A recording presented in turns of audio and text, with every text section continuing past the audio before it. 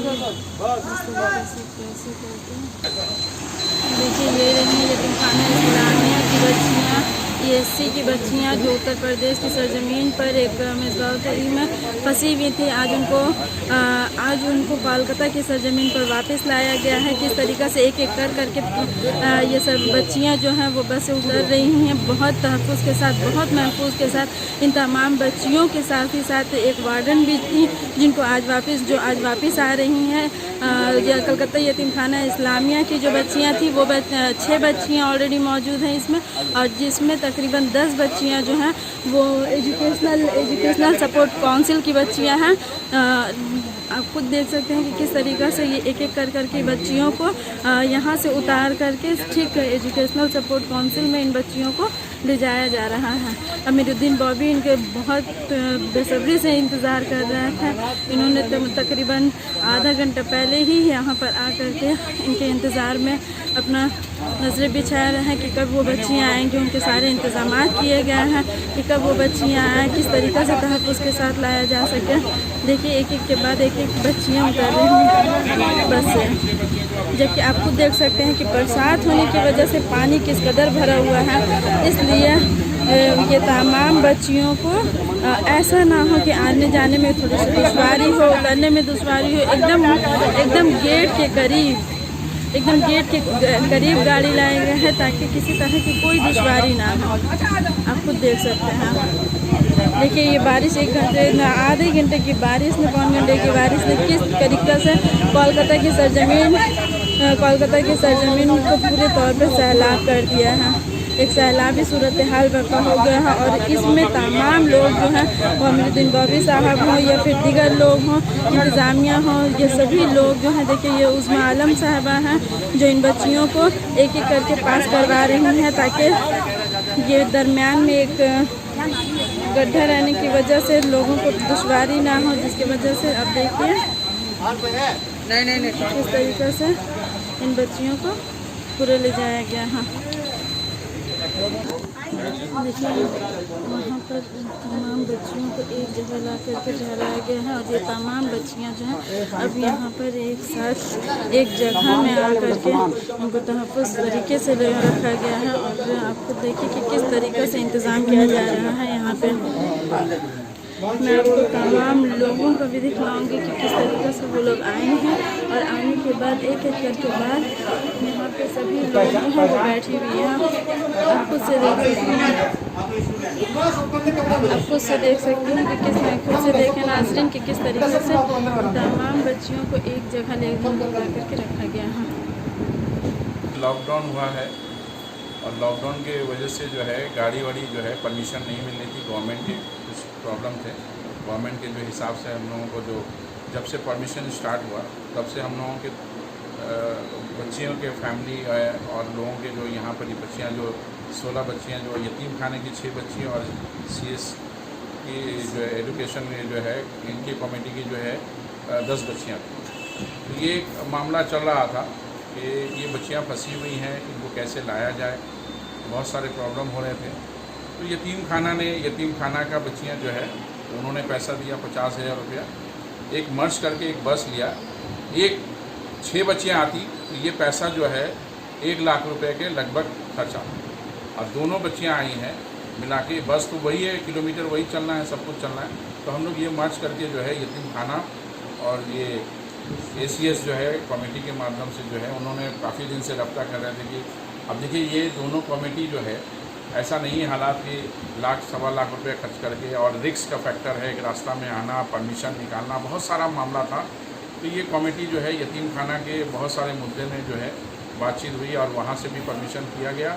और यतीम खाना की जो 6 बच्चियाँ हैं उन्होंने 50,000 रुपया, जो वहाँ के सदर हमारे सरिस्ता अहमद साहब जो है MP हैं, उन्होंने भी 50,000 रुपये यतीम खाना की सिर्फ 6 बच्ची के लिए पैसा दिए।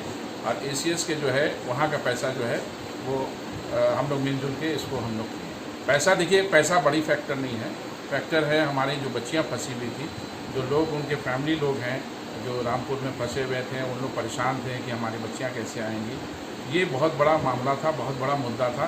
लोगों के अंदर में एक सोच था कि ये बच्चियाँ कैसे आएंगी, जिम्मेदारी दोनों लोगों की थी। तो ऐसा नहीं है, मैं अल्लाह का शुक्र अदा करता हूँ कि खैर खूबी से हमारी कलकत्ता की बच्चियाँ जो है, ये 3 बच्चियाँ भी हैं और ये भी हैं, वो लोग खैर खूबी से आज अपने घर पहुँच गए।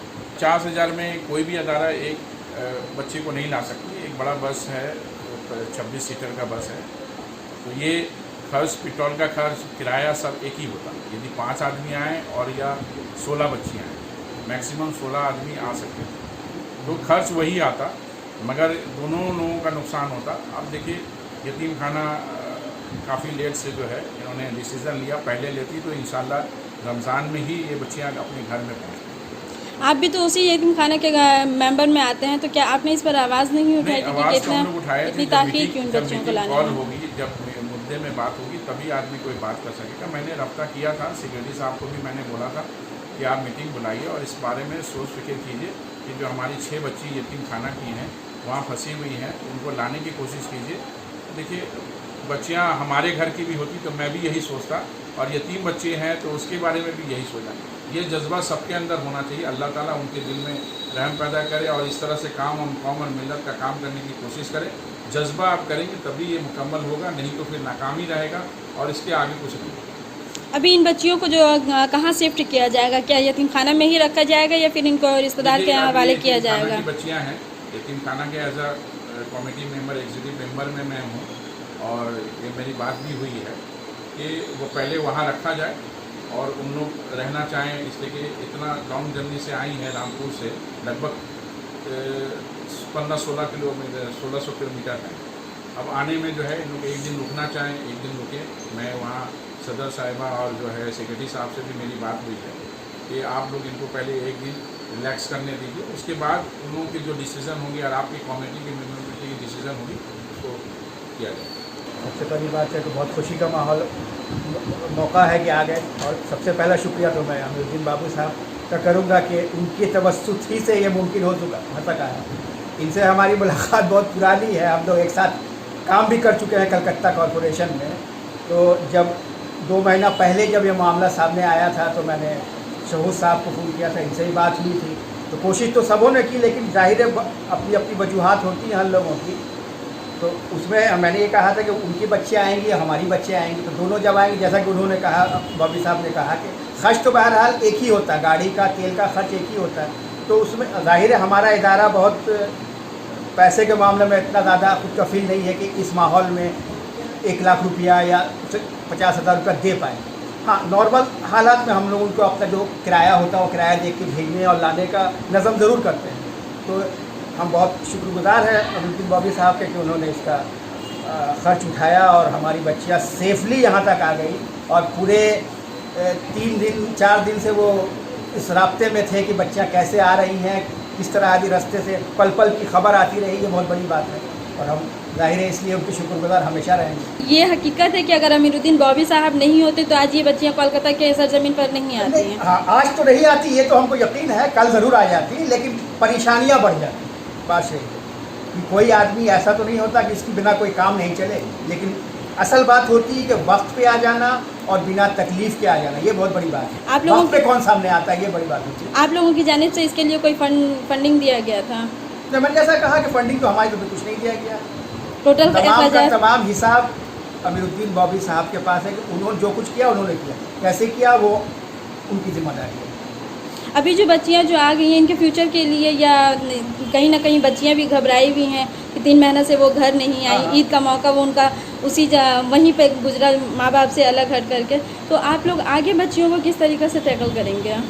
आगे का जहाँ तक सवाल है, अभी तो फ़िलहाल एक कोर्स करके आई हैं, वो BSc का ये राब्ता है कि जब तक वो हमारे साथ रहना चाहे, जब तक वो ज़िंदगी में सेटल नहीं हो जाती है, ज़िंदगी के साथ हम लोग उनके साथ लगे रहते हैं। उनको जो भी मुश्किलात दरपेश आती है, हमेशा उनकी काउंसलिंग की ज़रूरत हो, कहीं पढ़ने की ज़रूरत हो, ये हमारा जो मोटो है। आइंदा भी इंशाल्लाह इन बच्चों के साथ हम हैं, उनको जो भी परेशानी आएगी उसके साथ हम लोग रहेंगे। देखिए नाज़रीन के यहाँ पे सऊद साहब भी हैं, सईद साहब भी हैं, और उसके साथ ही साथ हैं उस्मा आलम है, राशिद अहमद सिद्दीकी साहब हैं। आप लोग देख सकते हैं कि किस तरीक़े से यहाँ पे एक साफ बता दिया जा रहा है कि अमीरुद्दीन बॉबी साहब की यह कोशिश रही जिसकी वजह से आज 16 बच्चियाँ जो उत्तर प्रदेश की सरजमीन पर फंसी हुई थी, आज ये तमाम बच्चियाँ कोलकाता की सरजमीन पर आ चुकी हैं। बहुत अच्छा लग रहा है। ये लोग लड़कियां तो वैसे वहाँ रहती हैं, उनका रेसिडेंस है वहाँ पर। लॉकडाउन की वजह से कुछ 1-2 महीना बस उनका लेट हो गया, लेकिन अभी उनको बस भेज के हम लोग बुलवा लिए हैं और अब उन लोग आराम से देखिए, सब जो आई हैं आप लोग तो देखा होगा आप लोगों ने, बहुत आराम से आ गई हैं उन लोग अपने अपनी जगह में। अब 6 दिन हम लोग रखेंगे, 7 दिन रखेंगे, जैसे मेडिकल हम लोग यहाँ कमेटी के बताए हैं डॉक्टर ताहा और पप्पू शमसी, तो 7 रोज़ के बाद उनको उनके घर भेज दिया जाएगा। आज मतलब इन लोगों को लाने में यतीम खाना इस्लामिया का क्या रोल रहा है? बस भिजवाया गया, हमारे काउंसलर हैं बस ठीक कर दिए थे, हम लोग मिल के मीटिंग किए थे, तो बोले ठीक है आप बोलिए तो हम बस ठीक करवा देंगे। बस ठीक किए, पैसे दिए उसको, दे के इनको बुला लिया गया। इन बच्चियों को लाने में इतनी ताख़ीर क्यों की गई है?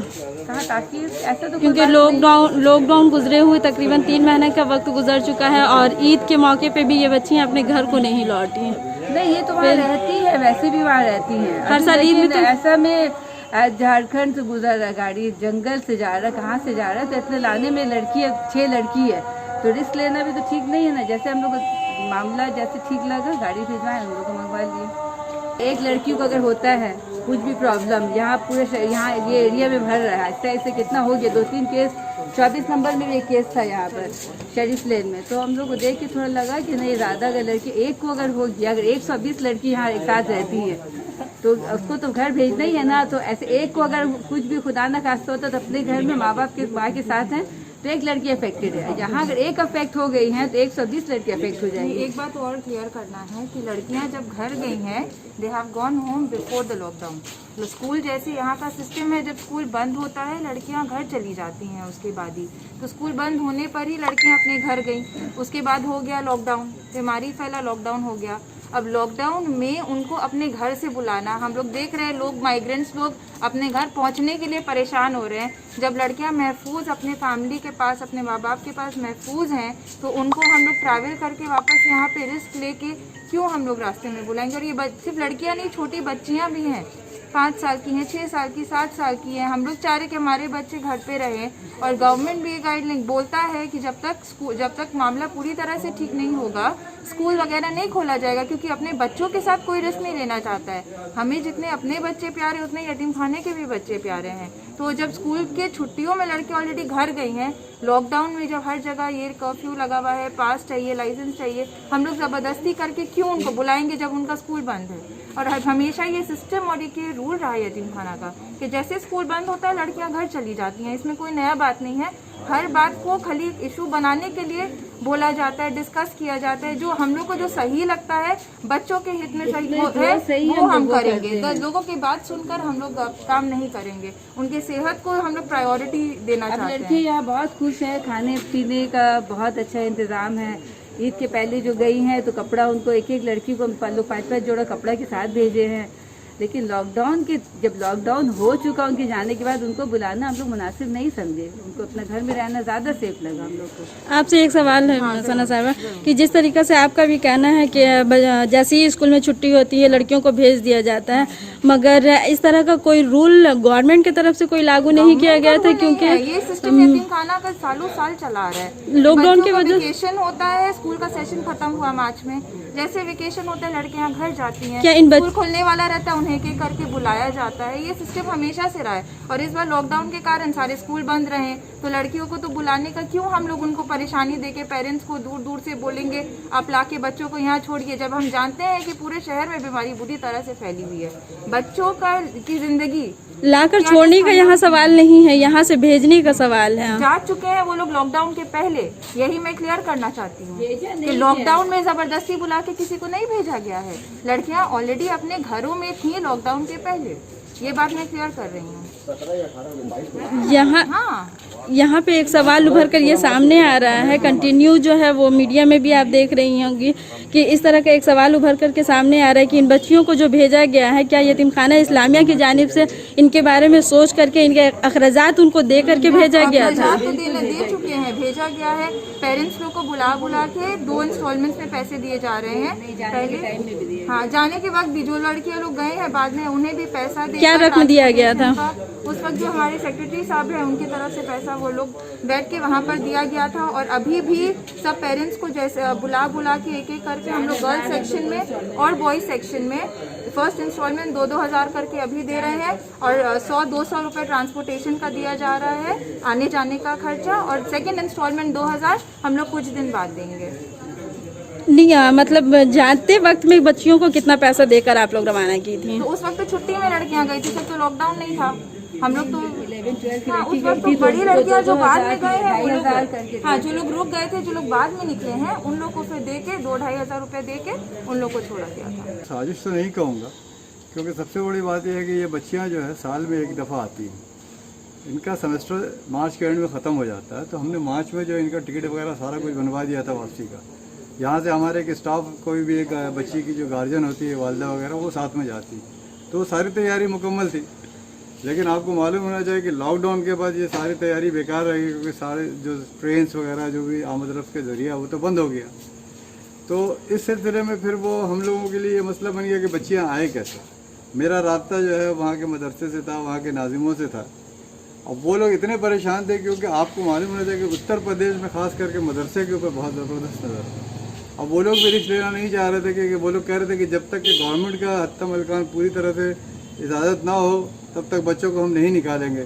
और वो जो है उन्होंने मुझे कलकत्ता का लिस्ट भेजा कि देखिए यहाँ के करीब 21 बच्चियाँ कलकत्ता से, जिसमें आपकी 6 बच्चियाँ। फिर बाद में उन्होंने मुझे कहा कि आप ऐसा करें, तो मेरी जो है वो राब्ता ACS वाले के साथ भी चल रहा था, जिनकी 10 बच्ची आज हमारी बच्चियों के साथ आई। तो ऐसा नहीं कि हम लोगों ने इसको छोड़ दिया था, लेकिन अफसोस है कि यूपी में जो है ख़ास करके जो हुकूमत है, वो कल भी मेरी उनसे नाजिम साहब से बात हो रही थी, वो कह रहे कि बस अल्लाह का शुक्र है कि किसी सूरत से यहाँ बच्चियाँ निकल जा रही हैं, वरना यहाँ पे जो मदरसे का हालत है और मदरसे को जिस तरीके से सख्ती से निपटा जा रहा है, तो कुछ कहना मुश्किल है कि मुस्तकबिल में क्या होगा। बस यही है कि अल्लाह ही हाफिज़ है। तो हम लोगों ने जो काम करना था किया। अब यह है कि इसमें थोड़ी देर हो गई है।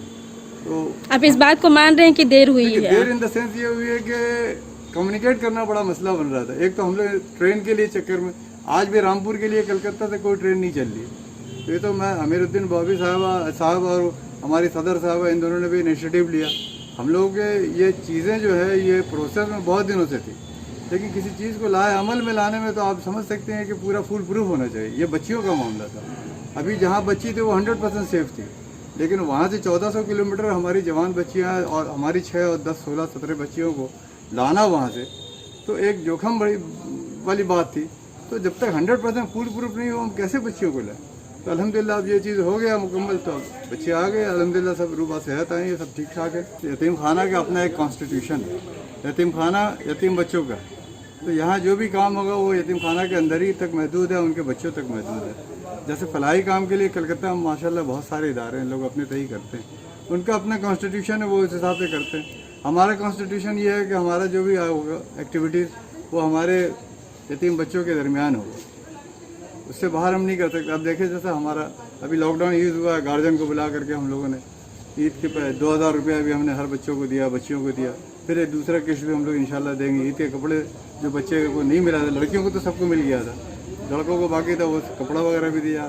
तो जो कुछ करेंगे हम यतीम खाना का जो कॉन्स्टिट्यूशन है उससे अंदर ही रह के करेंगे, उसके बाहर तो नहीं जा सकते। बच्चे जब यहाँ रहते हैं तो बच्चों का स्कूल जब बंद हो गया, बच्चे स्कूल की छुट्टी में एक दिन के लिए भी यतीम खाना में रहना नहीं चाहते, वो शोरगुल शुरू कर देते हैं, हंगामी हालत पैदा कर देते हैं। तो 15 से जब स्कूल बंद हुआ तो लॉकडाउन नहीं हुआ था।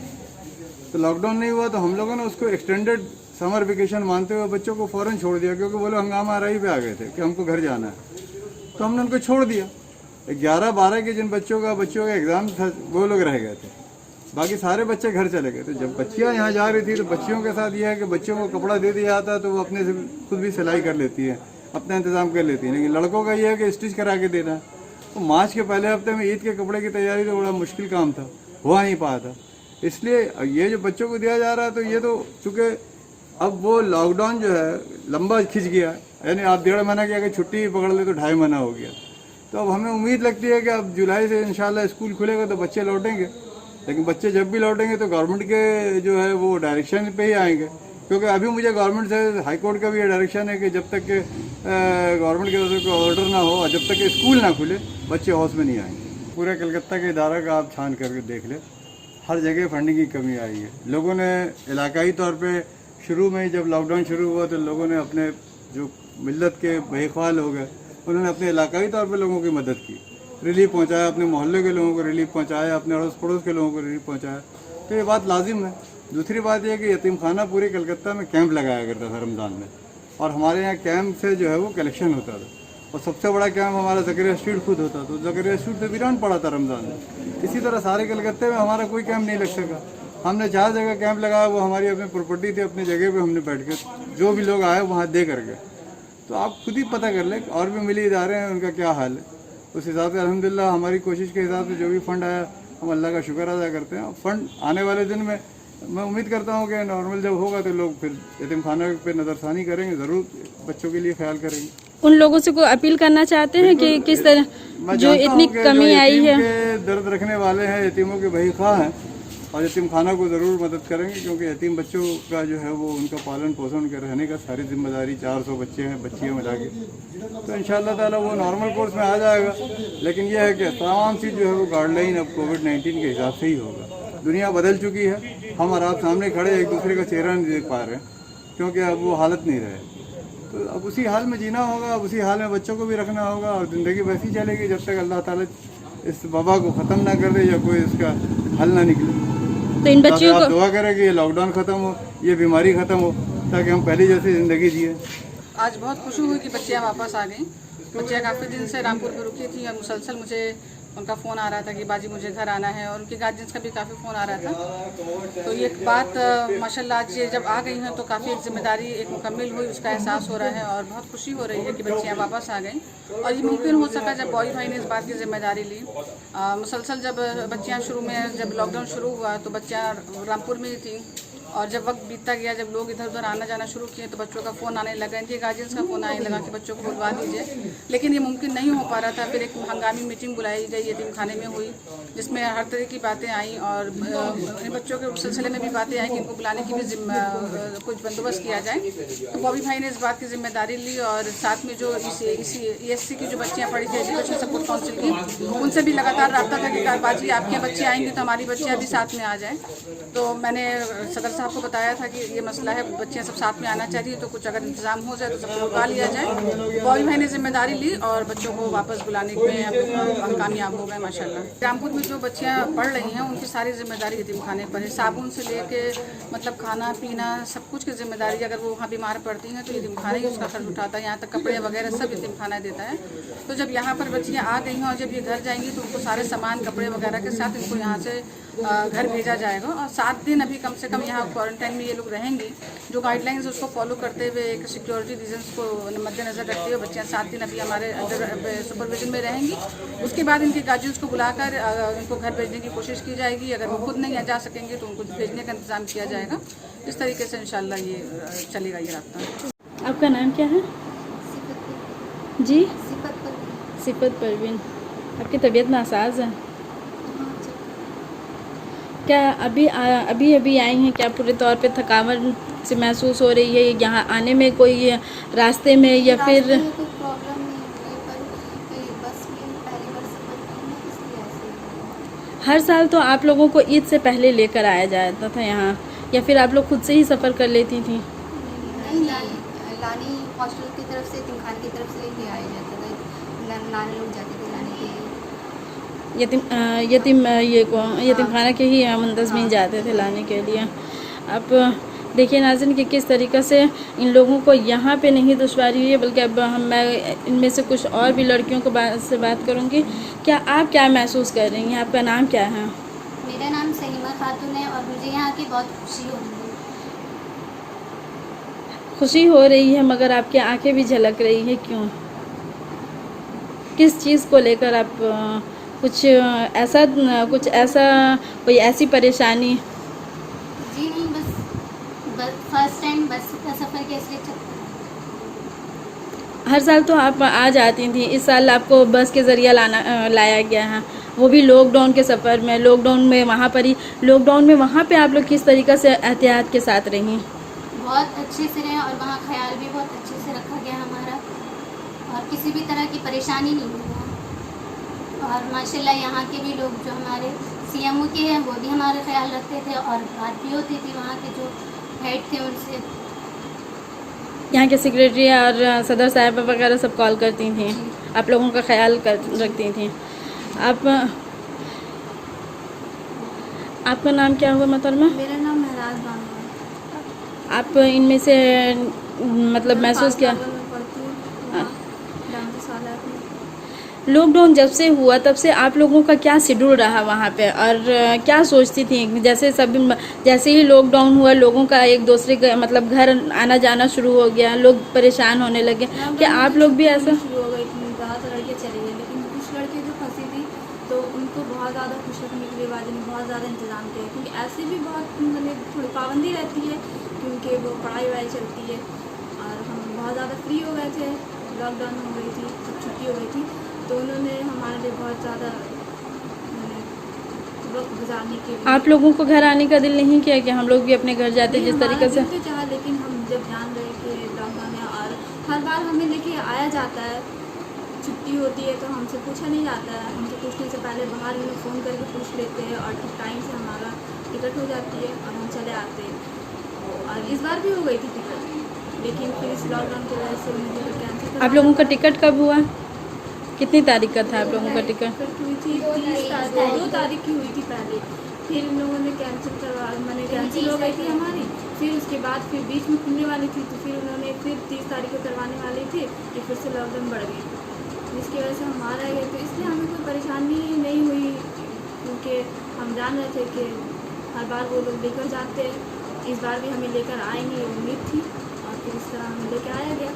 और ट्रेन से आते हैं तो हम लोग परेशानी नहीं होती है, बस में हम लोग ज़्यादा परेशान हो गए, क्योंकि बस ट्रेन में तो हम लोग आराम से आ जाते सोते होते, लेकिन इसमें हम अभी आप लोग देर तक हम लोग बैठे रहे, जिसकी वजह से थक गए और सब बीमार इस वजह से पड़ गए, वरना इन लोगों ने बहुत हमें अच्छे से लेकर आए। सफ़र में खाने पीने का खास इंतज़ाम? हर तरह से इंतज़ाम किया, लेकिन अब हमारी मैंने थोड़ी तबीयत ख़राब हो गई थी, तो दवा भी हम लेकर चले थे, वहाँ से हमारे दवा का इंतज़ाम किया गया था, लेकिन उसके बावजूद भी मैंने जो सर गए थे यहाँ से जाने के लिए, वो खुद भी हमारे लिए लेकर गए थे, सारे इंतज़ाम से गए थे हमारे लिए, कि हमारे रास्ते में अगर वॉमिटिंग हो जाए तो उसके लिए लेकर गए थे, दवाई भी लेकर गए थे, कि हमें कोई परेशानी नहीं हो, क्योंकि हम पहली बार सफ़र कर रहे थे, ये उन्हें भी पता था। आज जिस तरीके आज आप लोगों को ले जाया जा रहा है यतीम खाना इस्लामिया फिर से दोबारा से, क्या वहाँ से आप लोग घर जाना चाहती हैं या फिर वहाँ रहना चाहती हैं? हाँ, तो छुट्टी हो गई, इसलिए हम चाहते हैं कि हम घर चले जाए अपने रिलेटिव के यहाँ।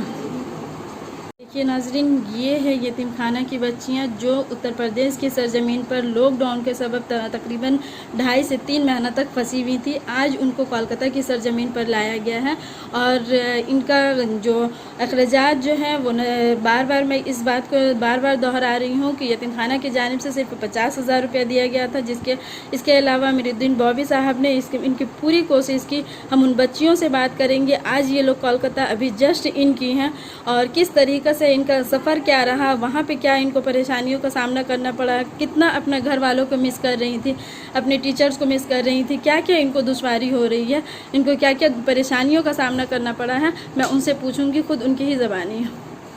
आपका नाम क्या है? जी मुस्कान।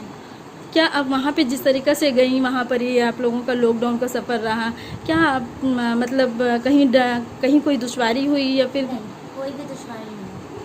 अब वहाँ पे क्या कौन सी तालीम हासिल कर रही थी? हम इस्लामी तालीम हासिल करें, दीन तालीम, इसमें दुनिया वैसे दुनिया दोनों ही तालीम हासिल करते हैं हम, इस्लामिक और कुरान हदीस, हर तरह के हदीस और ज़िंदगी गुजारने के तरीके हर कुछ बताए जाते हैं उसमें। यहाँ से जो लोग नहीं जा रहे थे 2 महीना तक तकरीबन, यहाँ से क्या खबर जा रही थी आप लोगों के पास कि आप लोगों का खैर खैरियत पूछा जा रहा था यतीम खाना की जानिब से? कौन लोग कॉल कर रहे थे आपको?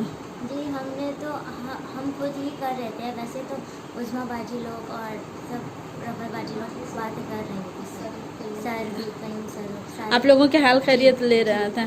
आज जो आप लोगों को जो लाया गया है, कैसा महसूस कर रही हैं? बहुत खुशी महसूस हो रही है, और हम सोच रहे हैं हमारे हॉस्टल में जहाँ पे सड़क में और जितनी लड़कियाँ फंसी हुई है वो भी चली जाए जल्दी इंशाल्लाह। और भी दीगर स्टेट की भी लड़कियां फंसी हुई हैं। अभी जो आप लोग जो यहाँ पे आई हैं वहाँ यहाँ पे आ करके मतलब आप लोग अभी यहीं रहिएगा, यतीम खाना में ही रहने का इरादा है या फिर घर जाना चाहती हैं? जाना चाहते हैं, वैसे हमें सर ने कहा है कि घर पहुँचा दिया जाएगा। आप कौन सा आपका नाम क्या है? मेरी बानू। अजमेरी बानो। या आप कौन सा तालीम हासिल कर रही थी और क्या इस्लामिक और दिन यहाँ कोलकाता आकर के आपको क्या फील हो रहा है, क्या महसूस कर रही हैं? अच्छा महसूस कर रही हूँ। घर जाना चाहती हैं या यहीं रहना चाहती हैं? और 2 महीने का वक्त कैसा गुजरा आपका? मुझे अच्छा लग रहा है यहाँ पे और मैं चाहती कि मैं रहूँ यहाँ पे और वहाँ पढ़ने की कोशिश करूँ इंशाल्लाह। 2 महीने का वक्त वहाँ आप कैसे गुजारी लॉकडाउन में, जहाँ ना ही आपको ईद का मौका आप लोगों को गंवाई हैं, अपने घर वालों को मिस की होंगी? जी मिस तो बहुत की हूँ, पर इसके मुताबिक तो सही चल रहा है। देखिए नाज़रीन कि किस तरीक़े से अजमेरी बानो और अब मैं कुछ और भी लड़कियों से बात करूंगी कि आप क्या महसूस कर रही हैं। आपका नाम क्या है? मेरा नाम आज आप कोलकाता आई हैं, आपको कैसा फ़ील हो रहा है? बहुत अच्छा फील हो रहा कोई परेशानी हुई थी आप लोगों को सफ़र के दौरान? नहीं, कोई भी परेशानी नहीं वहाँ से इतना दूर का सफ़र काफ़ी टायर्ड हो गई होंगी आप लोग? जी, मगर कोई प्रॉब्लम नहीं हुई, हमारा सारा इंतज़ाम किया गया था। 2 महीने तक आप लोग जो वहाँ रही हॉस्टल में, तो हॉस्टल में किसी तरह का कोई दुश्वारी है? नहीं, वहाँ हमारे लिए हर चीज़ का इंतज़ाम किया गया था, हमें कोई प्रॉब्लम नहीं हुई। ईद तो यहाँ नहीं गुजारी, हर साल तो ईद यहाँ गुजारती थी, कैसा वहाँ पे ईद गुजरा आप लोगों का? वहाँ भी बहुत अच्छा गुजरा, उन लोगों ने हमारे लिए हर इंतज़ाम कर दिया था, अच्छा खाना जैसे घर पे होता वैसे सारा इंतज़ाम किया। बस सिर्फ घर वालों को मिस किए हैं? हाँ, बस हम घर वालों को मिस किए क्योंकि फर्स्ट टाइम ऐसे हम कहीं और फंस गए थे इस वजह से। लेकिन नाज़रीन ये है AK फजलुल हक गर्ल्स हायर सेकेंडरी स्कूल यतीम खाना इस्लामिया, जो एक कदीम अदारा माना जाता है, मिली कदीम अदारा माना जाता है, जहाँ पे यतीम बच्चों को रखा जाता है। ये गर्ल्स सेशन है जहाँ पे अच्छे लड़कियों को उत्तर प्रदेश की सरजमीन से लाया गया है, जो वहाँ पर तालीम हासिल करने के गर्ज से गई थी। आज उन बच्चियों को इन्हीं अदारे में ला करके रखा गया है। 1 हफ्ते तक ये इस अदारे में रखा जाएगा। जैसा कि आप जानते हैं कि कोरोना नामी वबा की वजह से हर इंसान परेशान है, और इस परेशानी के सबब जिस तरीक़े से परेशानी हो रही है, ऐसे में इत्तेहाद लाजमी है, फासला लाजमी है। मास्क, सैनिटाइज़र और दीगर जो सरकारी जो जवाबेत हैं, जो सरकारी जो अहकामात हैं, उनको पूरा करना, उन पे अमल करना, ये काफ़ी अहम माना जाता है। इसी को मद्देनज़र रखते हुए यतीम खाना इस्लामिया की सदर साहिबा साजदा अहमद ने साफ़ तौर पे ये बात कह दी है कि आज 7 दिनों तक इन बच्चियों को इसी यतीम खाने में रखा जाएगा। उस 7 दिनों के बाद इनके घर वालों के हवाले किया जाएगा, ताकि ये घर वाले भी ये अपने घर वालों से भी मिल सकें। उसके बाद ही ये कहीं जा सकती हैं, महज 7 दिनों के लिए। जबकि बच्चियों का एक ही कहना है, वो उनकी आंखें अपने नम करते हुए कह रही हैं कि मुझे यहाँ नहीं रहना है, मुझे अपने घर वालों के पास जाना है। मैं बहुत ज़्यादा अपने घर वालों को मिस कर रही हूँ। ये याद रखने की ज़रूरत है कि ये वही बच्चियाँ हैं जो अपने घर वालों से महरूम होकर के, जिनके घर वाले। सियासी तकदीर यूट्यूब चैनल को सब्सक्राइब करें और बेल आइकन पर क्लिक करें ताकि आपको सबसे पहले खबरें मिलती रहें।